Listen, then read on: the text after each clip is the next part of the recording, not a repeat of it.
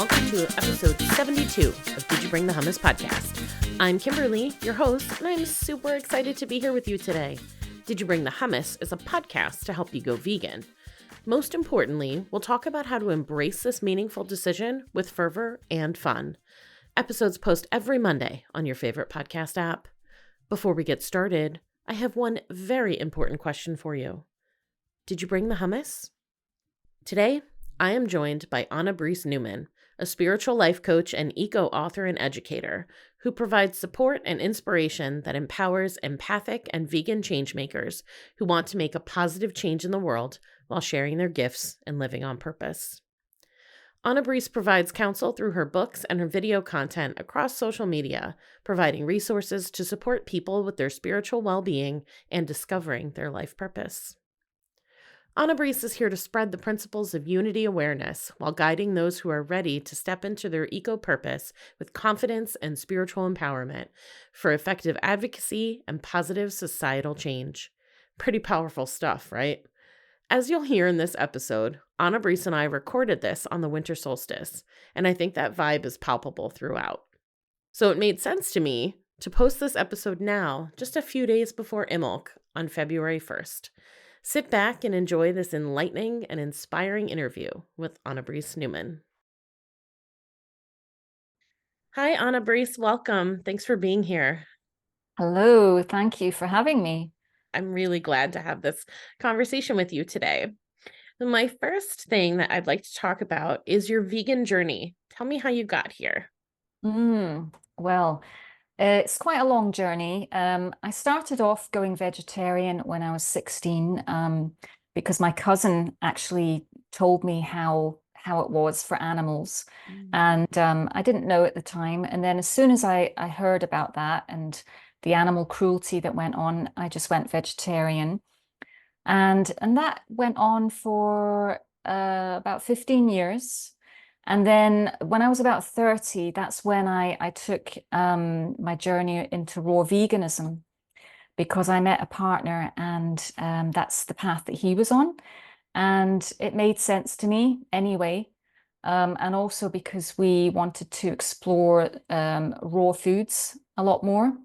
So the raw vegan diet just happened to be more vegan in general. And we were doing that. And then about 4 years into that, I actually had a sort of experience where I was, we used to feed the pigeons that came up on the windowsill. And Mr. Woody came up one day and I just felt this real connection. I had a moment where I just heard the little pitter patter of feet. And I must have just been extremely present. And I saw God in the eyes of the little bird. And I felt like that was what was looking back at me. And from that moment on, I was just like, oh, I'm vegan because of this connection and oneness that I feel with animals. Because for the most part, my journey had been more about consciousness and spirituality and awakening. And so this recognition of the sacredness or the divinity was just reflected to me in a very natural way, and I felt from that moment on there was no separation between me and other sentient life beings out there, and humans as well, and all of plant life. But that was the moment that really, made me go vegan. And so from then on, it was just years and years of being raw vegan. And 21 years later, I'm still raw vegan. And that's what I'm doing. Really? Okay. I'm so curious about that. I've had a few other guests on the podcast that are raw vegans. One's a raw vegan chef, another is a raw vegan coach. And first of all, their skin is always amazing, as yours is as well. And there's always this glow and this vibrancy. So when I hear people talk about raw veganism, it feels like I want that. Oh, well, But to clarify though, I was for 13 years and I've been more of cooked vegan for the last 10 years. okay. I didn't feel it was sustainable for me in the long term to actually stay raw vegan. And I moved to the Scottish West Coast as well. And the weather down here is very cold and damp. And I'm not using that as an excuse because I know there's some raw vegans that live in Alaska and still do it. But um, for me, um, there was just certain things about that diet that were just too restrictive and didn't really translate when I made the move to where I am today. Mm-hmm.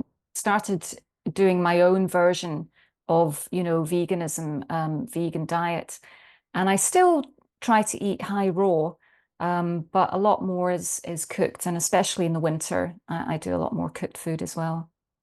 So I Yeah. don't have exactly exactly the more vegan glow that I'd love to have too, but no, I'm always working towards getting back to increasing a bit more raw if I can, Mm-hmm. and it's part of my plan in the new year as well. Okay. Yeah. Yeah, they always the vibrancy is just different. And so like I was saying, I always feel like, oh, I want that, but then like I can't sustain. Mm, Um because yeah, I and I think I even asked Crystal, the raw vegan chef, aren't you cold? Because she's in Canada. I'm like, mm. don't you get cold in the winter? There are ways around it because Yeah. initially for 13 years I managed to do it and it was still in Scotland. But we made very good use of a dehydrator and you can make the gourmet side of raw, which is more um, you know, kind of like burgers and things like that, and you would warm them up in the dehydrator and Mm. you make sauces and just warm everything up, but you would do it gently so that you're not going over, the degrees that Right. turn into, cooked. So there are ways around it, and I did manage to do that for 13 years. But I think it was just as well, like in terms of economics, and you would have your dehydrator on maybe for 24 hours just to get a cracker, Mm. and I kind of started thinking, well, that's electricity as well, and just kind of just weighing things up a little bit in terms of sustainability as well. You mentioned that the raw vegan approach was a lot about consciousness too. And I know that that's a main focus of your work. How did Mm. you find that even just being vegan, or maybe if you want to get specific to raw vegan, how that did that bring you closer to this feeling of like consciousness, or was tell me Mm. about that experience. Yeah, I mean, okay, so I had an experience in my 20s, early 20s, was that kind of changed my life, turned my life on its head, really, because I was doing a lot of meditation. I guess and I had an experience in meditation that was very blissful and very um, well, just blissful and euphoric. And that lasted for months. And I was just in this state and feeling of joy and bliss. And this was my first taste, really, of something otherworldly, something that it was a very deep spiritual experience that I had. And I hadn't been specifically focusing on diet that much, but it was more um, I was vegetarian at that time. And so I just had this spiritual experience. And a few months after I'd had the kind of bliss and everything, I actually felt this kind of splitting of a sort of dualistic thing going on with my consciousness. And I felt a bit sort of lost for a while. Mm. So my journey was about putting myself back together mentally and emotionally and spiritually. Um, and at the time, I didn't know what was happening, but now I understand that it was some kind of Kundalini awakening that had happened. And so that really started my journey into using diet as a way of healing, and also finding that mental health balance as well. And so it was a journey of combining meditation and going into teachings of consciousness, but also coupling that with a vegan diet. And specifically, when I went raw vegan, that was also to alkalize the body and, do a lot of detoxification. And so my partner and I were really working on balancing our chemistry in terms of mental health and emotional well-being. So we were using diet as a supporting tool in that process, as well as the consciousness teachings. So it was a combination of those two things. Wow. You got me thinking about when I was in my mid-20s, because I went vegetarian right before my 21st birthday, but in my mid-20s, I was introduced to macrobiotics. And I followed a macrobiotic vegan diet for a little while. And I think back, I had a lot more time on my hands. And I spent a lot of time in the kitchen. I also was still learning how to cook, which is probably why it took so long. But when I think back to how I handled things, despite not being the mature person I am now, I was so much more balanced because I was thinking about the properties of the foods, thinking about the seasons and how these things play together, the cooking versus having, lightly cooked or fermented foods. And food Yeah, is well, so powerful. it is. It's very powerful. And in fact, we actually were macrobiotic for the first couple of years that we were together on this path.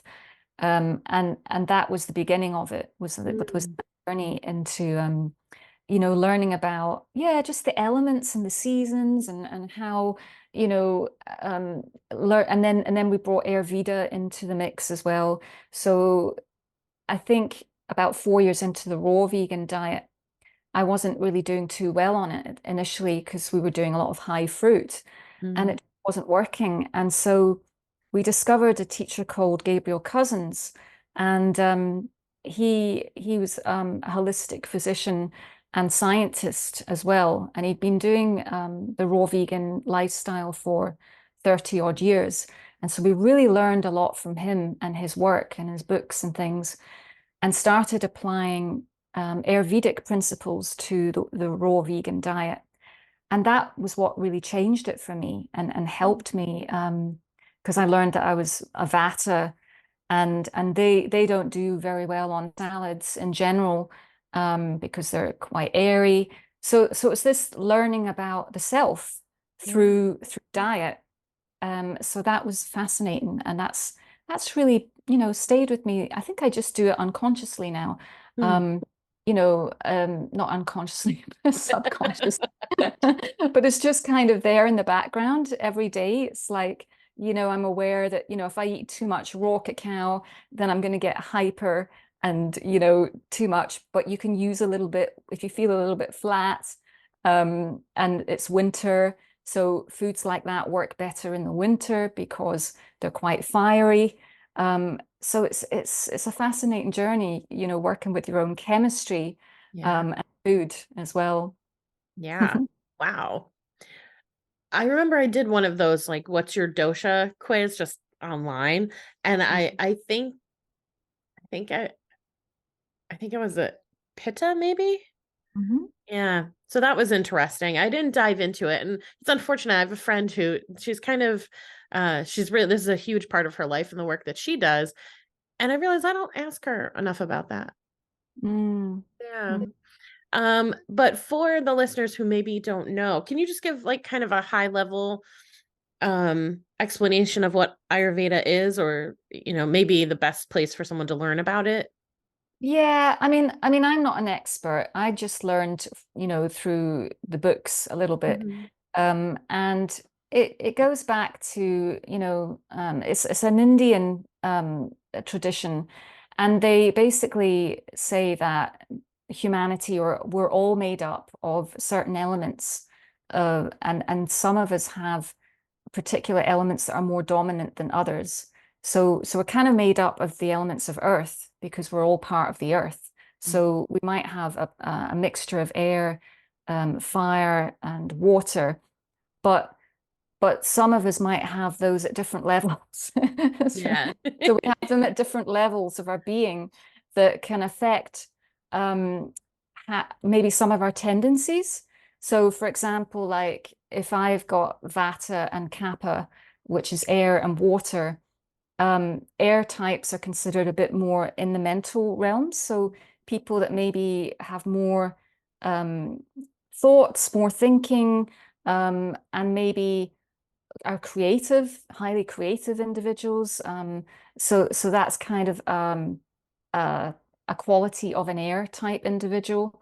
And then you've got Kappa, which is the water, and maybe people that have a dominant water element might tend to go into the healing arts, and they're so nurturing because they've got this water element in abundance.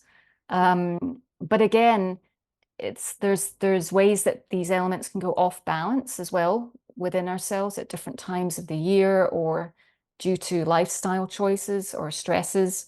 And so you can use the diet to balance, and also herbs, I think, are used as well, to help bring your doshas into alignment, basically. Okay. Yeah. It's not a great explanation, but it's just offhand. No, I think that is a great explanation, a really simple way to understand to get for someone who, is curious and maybe wants to get started and learning Yeah. more. Yeah, I think that's a really good summary. Thank you. It really helped with the raw food diet for me, because I was eating a lot of salads and fruits, and then according to Dr. Cousins in the Ayurvedic section of his book, it was saying that as a raw foodist, the Vata element needs to be balanced in a way. So eating foods that are a bit more moist, but smooth, and not aggravating the air element.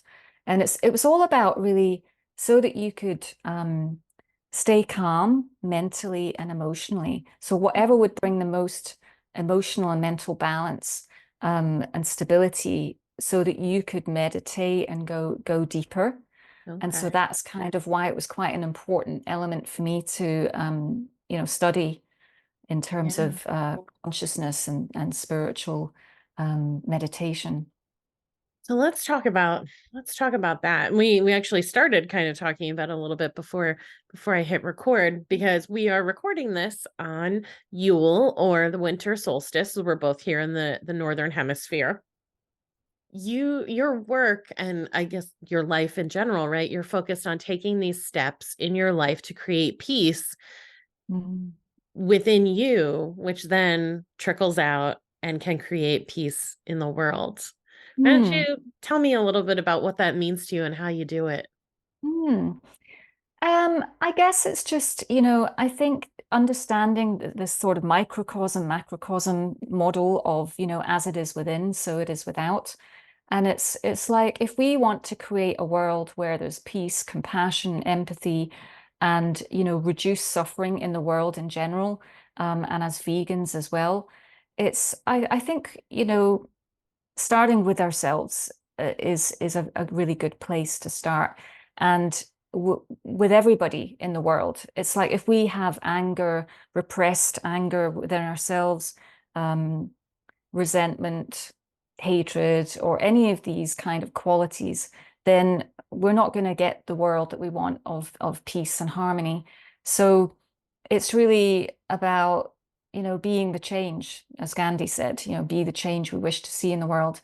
And I think that is, what I try to do is be an example of what I want to see in the world. And so that's part of my spiritual path and journey, is to create the most, I don't know, be the most harmonious that I can be, but Mm, also I want to spread love and compassion and empathy and unity awareness, and hopefully encourage the readers of my work to awaken that sort of sense of the sacredness within themselves. And through that recognition of unity and oneness within themselves, then perhaps that's a starting place to see it in the sentient beings around them as well, and in all of nature. I know that, we look around out at the world at large right now, right? And there's so much darkness and cruelty towards each other, towards other sentient beings, it can be really difficult to believe, right? That even if you can find peace every moment of your day, let's Mm, just go really far and say, like, we're just living this like peaceful, harmonious life 100% of the time. And then we step out into this world that mm, almost doesn't seem to want it. mm, mm. Yeah, it's difficult, especially if you're very empathic, Mhm. like I am, and like a lot of vegans yourself. It's been part of my journey as well to really like, you know, not not dampen myself to that, but I just felt like, well, if I want to change that out there, I can't be in a state of contracting or reacting to what's going on out there. And, I think, um, that saying, if we want to change the world, we can't do it with the same consciousness that, we're seeing out there. So I just feel like we can't let the conditions affect our path and what we want to do. In fact, I've actually got sticky up here. It says, your conditions don't define who you are. Everything is always fluid and changing. So we live in a world of vibration. And, we keep conditions stuck if we focus too much on them. We're gonna, even emphasize that more if we get stuck in the problems, if we get stuck in the the news that we're being bombarded with by the media all the time, Yeah. all the negativity and the stuff that's going on. And it's like we're not ignoring it, but it's you have to also take a stance where you're like, okay, I can see this. I'm going to put this here. And I'm gonna like focus on the qualities that I want to see in the world Mhm. and spread that as much as I can. So we're raising the vibration of the planet if we're all focused on the vibrations of compassion, of unity, of peace. And my feeling is that if we keep focusing on this, it's like that's going to put so much love and light into the world that all this other stuff will have to kind of come into harmony with it, because there's this thing called entrainment, where it's like a certain vibration, like if you've got all the clocks in one room and it's like they can all start ticking together. Mm. So it's like if the predominant vibration on the planet is of love and light and unity, everything else is going to have to come into alignment with that. Hmm. I love it. It's so big, but also so manageable. And you made me think of something that actually just happened this morning. I was at the grocery store and I got a little wheelie basket. I didn't need a full-sized cart, but I needed a basket that I didn't have to carry because I knew it was going to be heavy. I was getting stuff. I'm baking vegan cookies in a couple of days. So I was gonna have a big bag of flour and sugar and all that. So I got this wheelie basket and it was loud. I don't know, but it was so in the past, like years and years ago, if I'd gotten a loud wheelie basket, I would have very slowly and meekly moved around the grocery store and it would have been loud. And I know that the people around me would have been annoyed by the sound. Mm, mm, But the Kimberly of today did not approach it that way. mhm, I walked into that store with my loud wheelie basket and I owned it. And it was so loud, but I was smiling and I was walking like my head up and like shoulders back and just like, this is okay. And I'm just going to do it. Like, what am I going to do? I didn't make this noise. And every time I went past someone who noticed the sound, like they looked at me and they smiled. And at one point, I was just really making my way down an aisle and it was so loud. And this woman was looking at cereal and she turned And she broke out into this loud, just really joyful laugh. Mm. And I was like, yep, everybody's gonna see me, everyone's hearing me coming. And she just laughed. And so now, like, there have been these moments of joy at the grocery store, which is busy because it's holiday season, it's stressful. People are there, Mm. maybe even getting away from family who've already started to drive Mm. them a little batty. And to just know that you can even do something so small as Mm. to make someone smile. And Mm. that now they're going to go home and they're going to be a little less stressed and they're Mm. going to be nicer to the people there. Mm. And it really is these little tiny things that we can do. Yeah, And absolutely. that leads to what you're talking about of raising the vibration. Yeah, and also just in the last few days, I've heard this repeated because I was in a cafe having a coffee, and there was an elderly lady that I knew of there, and so I just sat down and had a little chat with her, and she's so inquisitive about the whole vegan thing as well. She was just like, "What are you eating for Christmas?" And she was like, "Is it vegan?" I was like, "Yes," and she was just curious, and she's in her 70s or 80s. And she'd had a fall recently, and I just sat there and we had a conversation and everything. And then I got up before her, and I left earlier. And I just said to them, I'll get her coffee, just I'll just pay for that. And they were like, "Oh, that's really kind." And then I was in the shop next to me yesterday, and a man came in and he wanted to pay the £10 back to the person who had actually bought his groceries a few days earlier. Wow. And somebody said out loud, "Oh, random acts of kindness. I really like that, really dig that." And it's just like, all these little random acts of kindness or random acts of joy, if we are Hmm. just at, it's filtering out, it's rippling out. So yeah, don't underestimate the power of just like a moment, Yeah. just a Hmm. moment of joy or a smile or, helping an animal or something. Mm. Hmm. Yeah. And I think it's important too to point out that this is not the same as toxic positivity, because we can have these moments of joy while things are not going the way that we want them to. And it's important to acknowledge that life can be hard and we Hmm. can still find moments while acknowledging the Mm. difficulty and Mm. the beauty of it all. Is toxic positivity is everywhere, right? And I hate for conversations like ours to get lumped into something like that from people who really aren't paying attention. So that's why I feel the need to like call that out. Like, this is very different. We're still open to the darkness Mm-hmm. while spreading the light. Yep, absolutely. It's embracing life as it is, Mhm. because it is what it is, right? What's going on in the world. And but we can still spread the message of hope. We can still take action. We can still not have animals on our plate, at dinner time. There's always something that we can do to help reduce the suffering in the world, or reduce the suffering of our neighbor or someone around us that's having a hard time. Yeah. Mm. Yeah. So tell me about your book. Yeah, okay. So my book was just released a couple of weeks ago.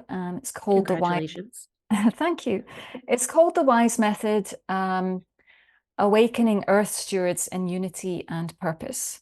And it's basically a lifetime's work. It's really from that first experience that I had in my 20s of the spiritual kind of awakening, and then throughout into the recognition of the divine within me and recognizing that within all sentient beings.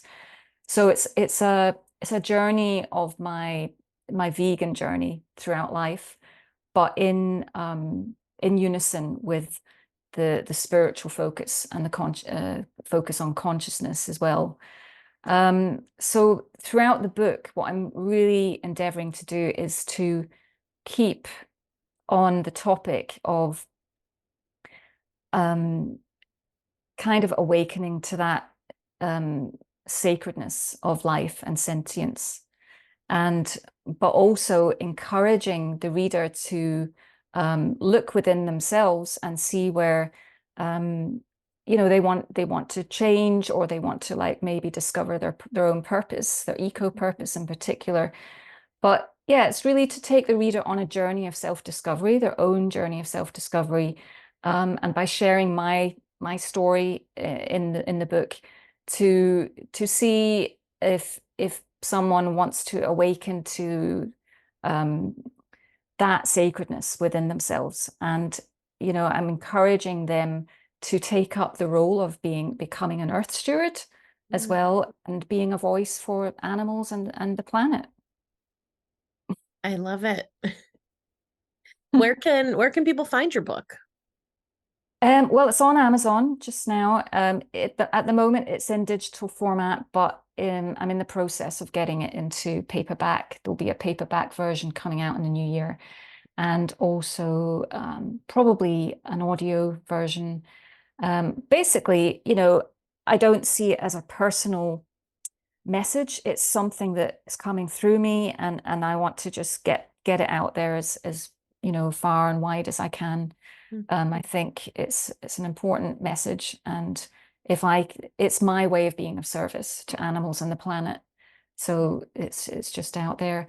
And there's also an invitation at the end of the book to if people want to work with me, they can go on my website and sign up for the program, because there's a wise method program as well.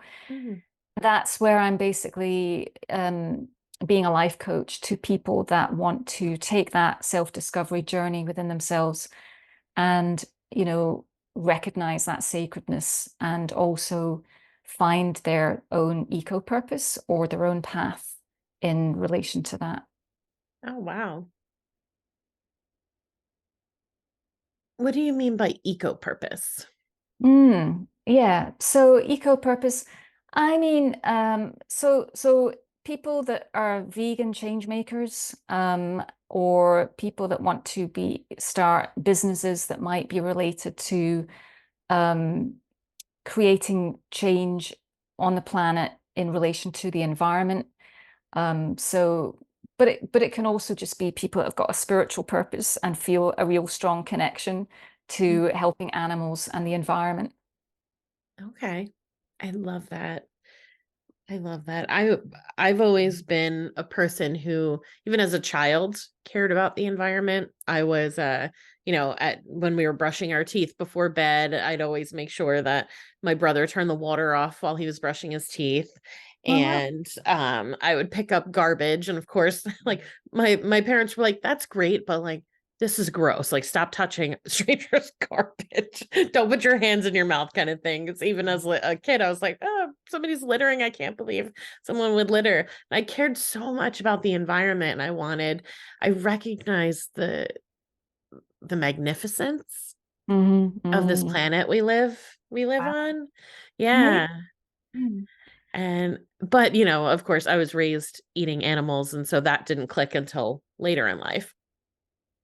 I feel like it's so important, the work that you're doing, and this return back to really this consciousness and connection to the earth, Mm. because it really, I think if you can sit, and we're so disconnected from the earth, but if you can really sit in that and return to that Mm. feeling, and I think it can blow your mind that, one, Mm. we even exist, two, that this world even exists, and Mm. then and that Mm. we get to experience it. I know it's a miracle. I mean, it Yeah. really is amazing, and it blows my mind as well. I mean, I think about it often, Yeah. the other day I was just like, oh my God, we're here, and it's like, we're in these bodies, and this planet is just amazing, and the stars and the cosmos, and it's really unfathomable sometimes. And I feel as well that, you know, I mean, especially during lockdown when things were very quiet, and this book hadn't been born at that point, and I was always just out there connecting with earth, and I love earthing and just sitting on the grass. Mhm. and the birds, I have a strong affinity to birds, and they come up all the time, and I just feel everything's alive, everything's alive. And even walking past flowers, it's like I could feel, I just feel like they're going, hey, I'm here. I'm really like shining brightly for you today. And it's like you can tell when they're in peak, when they're right at their peak before they're gonna like start fading. And it's just, it's infinite. It's just this life and intelligence is infinite, and it keeps producing and keeps creating just more and more wonders for us to see. And I love that, that sense of awe as well about it all, and just being next to the ocean. But I feel like, the idea for the book and everything, I feel like the earth brought that through me. I feel like I've been listening. I've just been listening. That's all Yeah. I've been doing for years. And I'm just always listening, and always just, hearing like insights or messages, and then I share that. So it's just like it comes through and I hear it. I mean, I'm a singer-songwriter as well, so maybe I've been doing this since I was a little girl. It's just like, that creative thing where you're just listening, and Mm-hmm. words. So words just come to me, and and so the idea for the book was born, last New Year, and it's taken me this year to write it. But I just feel it's Earth speaking through us, because Yeah. we are one with her. Mm-hmm. We're not separate. We're not separate from Mother Earth. And so if we can really, if every single person on this planet realized that, then there would be this utmost respect Yeah. for how we go about, you know, our lives on this planet. We wouldn't Mm-hmm. be destroying the forests. We wouldn't be cutting down trees, because they're living beings as well. And we have relationship. We have the opportunity to be in relationship with all the sentient life and living plants around us. Right. Yeah. I mean, the way that so many countries operate, right, is we're using the land we're on. And it's how can we use all of the things, right? Because in, especially, I know for sure here in the US with the food system, the agriculture system, Mm, animals are commodities. They mm, are dollars on a ledger, and so it's how do we use these to make more profit? How do we use the land to make more profit? How do we use the people to mm, make more profit? mhm, mhm, There is no synchronicity, there's no mm, connection, there's no thought of where's the respect and how do we live in a mm, way that we're able to take care of what we need to take care of with but treading lightly and just being one. There can be this give and take, mm. and all we're doing is taking. Yeah, we're basically raping Mother Earth. Sorry Yeah. for, but it's what's happening, and with animals as well and stuff. And Hmm. it's just like it's time to give back. It's time to give back, because it's completely not sustainable if we keep going on, just using up the resources and natural resources, and it's to our own detriment in the end as well. So it's like I always, say to people, we're the only animal that's like destroying its own habitat. It's Yep. like it's so stupid. Yeah. It's, technology is moving so fast. I think people are like, oh, we'll just find a new Earth. And Mm, we're yeah, already sending people into space. I know, I know. It's it's silly. Hmm. Yeah. I mean, this just this planet, we were given it, in its pure form many, many years ago. And it's just like, look what we've done, it's and if we don't do something soon, then it's just gonna, that's why, yeah, people are thinking, oh well, we'll just go somewhere else, and Yeah. create the same mess, create the same Right. somewhere else. Yep. Exactly. Because why would we change? Mm, And yeah. that's so it's so important to remember that. Well, from my thought is that if we are not growing and changing, all the time, what is the point? Mm. You Yeah. know, because I do feel like love is a significant piece of what we're supposed to be doing here, but I don't think that you can truly have that deep love and connection without the openness to Mm-hmm. learn and grow and change. That's exactly it. It's just the willingness, putting the ego aside and not like being super defensive, and holding a position of self, but it's like the willingness to learn, the willingness to grow, the willingness to be wrong as well and Yes. say, well, that wasn't very wise. Let me do better. How can we do better as a humanity? So we really have to swallow our own pride and just be like, okay, let's try and get this a bit better. Mm-hmm. I think, when we decide to go vegan, we face some of that, right? Mm-hmm. That we have to be willing to be wrong, because when we face what we've been contributing to as people who consumed animals, that that's hard. Mm. And when Mm. you think like, but I'm a person who loves animals, and then you're faced with what's really happening and you make that choice to be vegan, there you do have to be willing to say that I was wrong. Yeah, Yeah. yeah, and a lot of people just still don't want to look at it either. They Right. just don't know, they're just buying stuff off the shelves and not giving it a second thought. And or it's like being buried under the carpet all the time. But, Yeah. if they really had to see the horrendous conditions, that animals went through. And I mean, I can't even bear it. I mean, I live on an island and I can't bear it when dairy farming is a big thing here. And so when there's animals on the trucks waiting to get the ferry across and I hear the cows mooing and stuff, I can't it just breaks my heart. It's Yeah. really difficult to hear that. So but other people are not hearing that. Right. It's just, is it just that the people that have got that empathy and ability to make the connection or have perhaps had that experience, like I've had of that unity and the oneness, Mhm. uh, which is why I'm writing about it in my book to try and spread that, recognition of the Yeah. sacredness and within.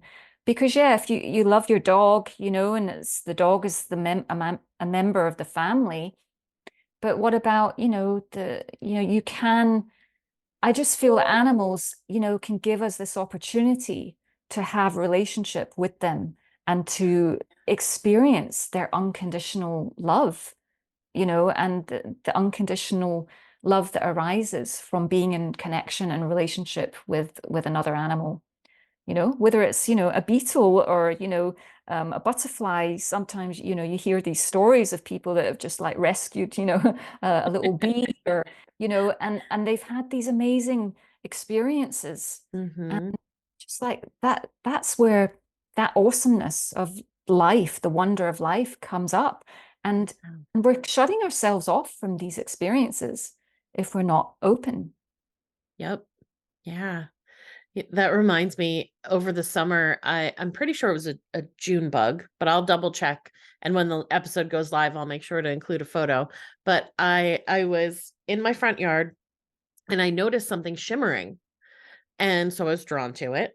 And I went over and it was, like I said, I think they're called June bugs, on a blade of grass, Wow. and just like sparkling in the sun, Wow.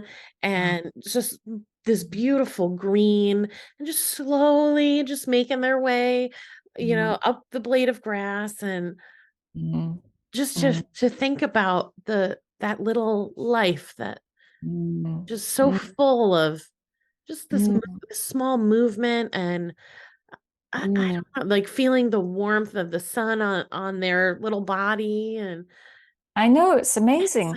And it really and is. as well, it's like, maybe as vegans as well, or I think the ability to slow down, which is where the meditation comes in and spirituality, because the ability to slow down and be available to these experiences. Yeah. Whereas, the meat diet is quite acidic and it keeps people kind of running about, Hmm. So it's the ability to slow down is really important as well. And we can do that on a more alkaline diet. You know, the greens and things are more calming to the nervous system. Yeah. Mhm. What's your favorite type of meditation? Do you have one? I just I am that I am is Hmm. kind of I Okay. am that I am. And just, you know, I always enjoy, I've got teachers that kind of, you know, just giving everything back to life, giving everything back to source, giving everything back to, you know, yeah, the source of creation. So just that sense of just letting go and, Hmm. you know, relaxing the mind of all thoughts, and just staying in awareness of the I am that I am. Yeah. I love that. I was just thinking about I love this Buddhist monk called Ajahn Brahm. He is based out of the Buddhist Society of Western Australia, and he does Dharma talks weekly there when he's there. Sometimes he's off on retreat, but one story that he tells is that he would drive up this hill every day, or he wasn't driving, but he was in a car driving up a hill, and he would notice things outside the window. But then one day he had the thought, what if I walked up this street? Mhm. And he talks about how he noticed things that he's never seen before.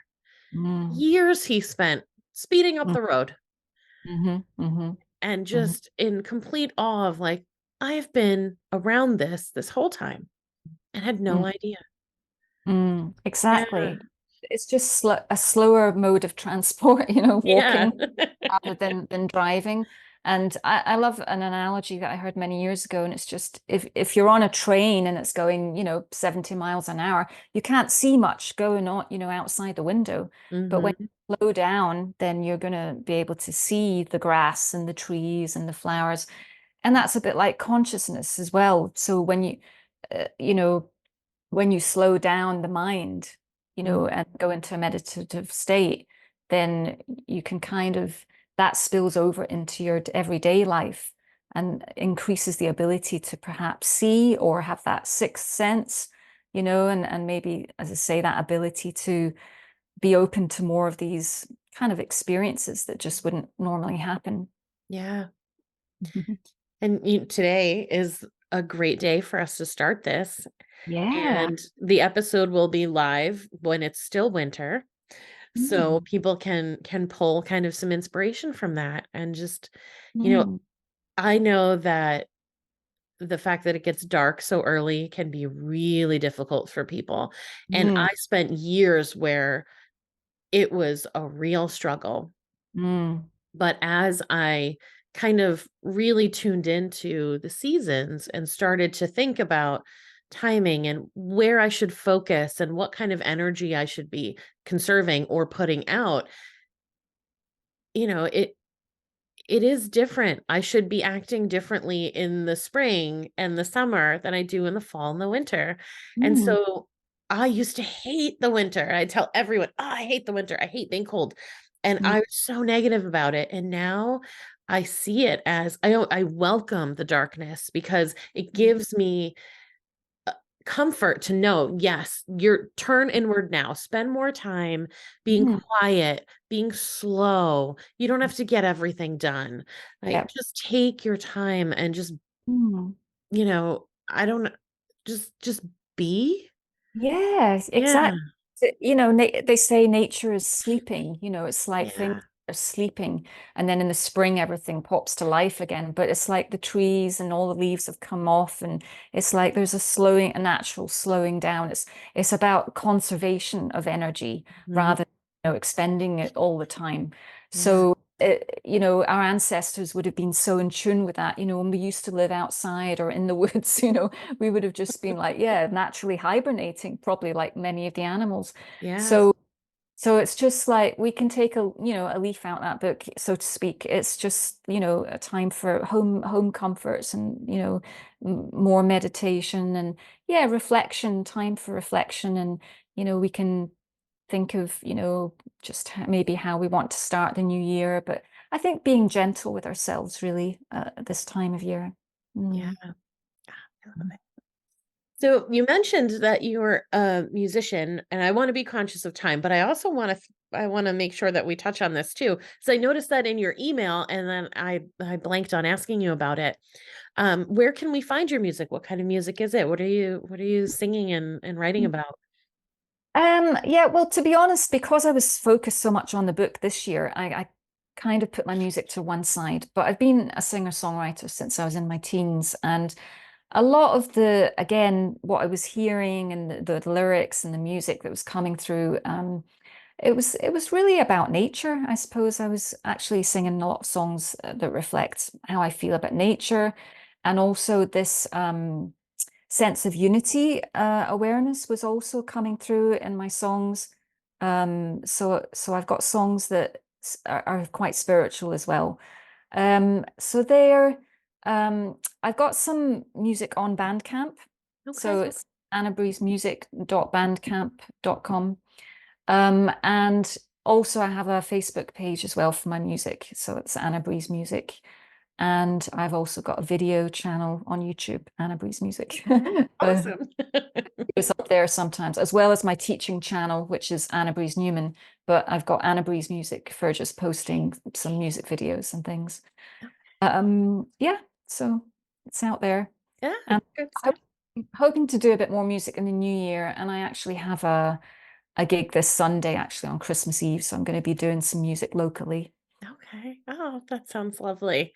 Oh, so the link certainly will be in the show notes so people can connect with you in all the ways. Yeah. Because I've got one last topic to cover. Okay. Tell me about your favorite hummus or favorite way to eat hummus. Oh, well, there's so many actually. I absolutely love hummus. And one of my favorite ways is probably in a sweet potato wrap. We get Mm. wraps here, and I like sweet potato wraps and smother it in hummus. And then, like, spring onions, grated carrot, tomato, and herbs, probably coriander, and then fold that over and cut it up into little sandwiches. And, that's my picnic food. And, if I'm going away for the day somewhere, it's always good to have that. So that's definitely a favorite. And then I also just like to dip oat cakes in hummus as a snack. Mm. Yeah. Yeah. Oh, it's so good. I love it. I love wraps. I love dipping things into hummus. I love eating it by the spoon. It's, Sometimes I just get a tub and I just eat it. yeah. It's a I really, get it. yeah, it's a kind of underlooked food, but I think it's so good for vegans because it's high in protein with the chickpeas, and it's like, Yeah. yeah, it's quite a good one. Yeah. Yeah. Oh, awesome. Anabrese, thank you so much for this conversation today. I know for sure that we are raising the vibration of the planet and introducing people to some new and exciting things. And I thank you so, so much for your time. Oh, thank you. I've really enjoyed it. Thank you so much. Welcome back. I love the gentle reminders from Anabrese to begin with ourselves, our own healing, our own journey. And by doing so, we can begin to raise the consciousness and vibration of the planet. To connect with Anabrese, visit her website, anabresenewman.com. Follow her on Instagram and YouTube at Anabrese Newman. All other links, including those to her coaching program, book, The Wise Method, and her link tree, are in the show notes. I hope you found this episode helpful and inspiring. Please subscribe to the podcast so you never miss an episode. And if you're loving it, please give Did You Bring the Hummus a 5-star rating and leave a review. It's an easy way to keep supporting the show. Be sure to share these episodes with your friends.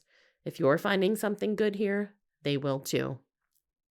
If you're a vegan or know a vegan who would be a great fit for the podcast, follow the Be a Guest link in the show notes. Fill out the quiz and I'll be in touch. Follow me on Facebook and Instagram at Did You Bring the Hummus, and visit my website, didyouBringTheHummus.com, for more information about me, updates on what I'm working on, new podcast episodes, and all things vegan. Finally, I would love to hear from you. What do you need help with? Is there a topic you want to hear covered on a future episode? DM me on Instagram or send me an email at didyouBringTheHummus@gmail.com. Thanks for listening.